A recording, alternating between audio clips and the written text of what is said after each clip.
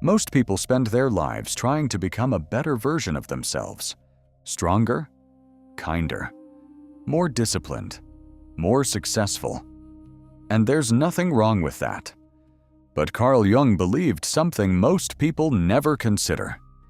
The real work doesn't begin when you become someone new. The real work begins when you finally meet the person you've been avoiding. The part of yourself you've hidden away. The part you've pushed into darkness. The shadow. And until you face it, it quietly shapes your entire life. Most people misunderstand what Jung meant by the shadow. They imagine something dark, something dangerous, something shameful. But the shadow is not evil.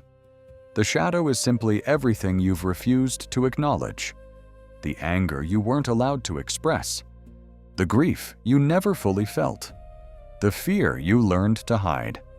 The need for love you convinced yourself you didn't have. The parts of you that felt unacceptable, so you buried them. And over time, you forgot they were there. But buried is not the same thing as gone. Anything pushed into the unconscious continues to live. It waits. And eventually, it finds a way back. Sometimes through anxiety. Sometimes through anger. Sometimes through self-sabotage. Sometimes through the strange feeling that your life is not really your own. That you're moving through the motions, performing a role, living according to expectations that no longer fit. This is why certain people trigger us so deeply. Have you ever met someone and instantly disliked them? Not because of anything they did, not because of anything they said. Just something about them bothered you. Jung believed these moments are rarely random. Often, the qualities we reject most strongly in others are qualities we've rejected in ourselves.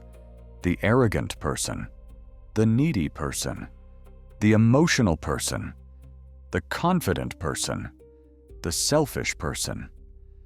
Sometimes they are reflecting something we've buried, and the reflection makes us uncomfortable. The shadow doesn't only contain weakness. This is one of Jung's most important ideas. Many people assume the shadow is filled only with darkness, but hidden within the shadow can also be strength, creativity, confidence, ambition, authenticity. Parts of ourselves we learned were unsafe to express. A child who was punished for speaking up may bury confidence. A child who was mocked for creativity may bury imagination. A child who learned that love depended on obedience may bury their true self entirely. The shadow contains everything we were told we couldn't be. And this is why self-improvement alone often fails. Because you cannot heal what you refuse to see. You cannot transform what you deny.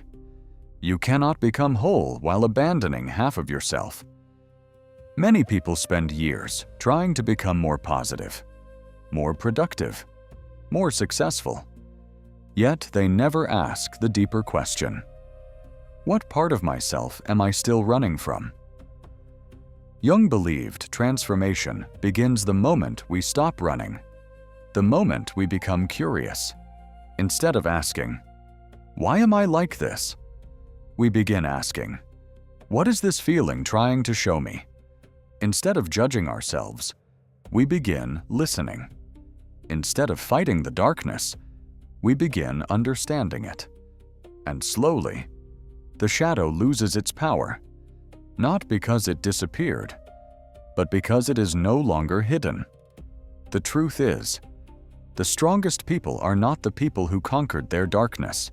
The strongest people are the ones who learned to walk beside it, who learned that fear can coexist with courage, that grief can coexist with love, that anger can point toward truth, that weakness can become wisdom.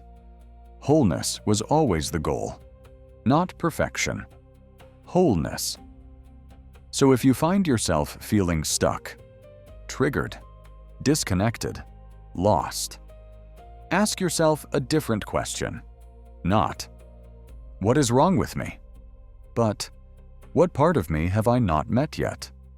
Because the shadow isn't your enemy. It may be the doorway, and on the other side of that doorway is the person you've been trying to become all along. Ancient Mind Lab.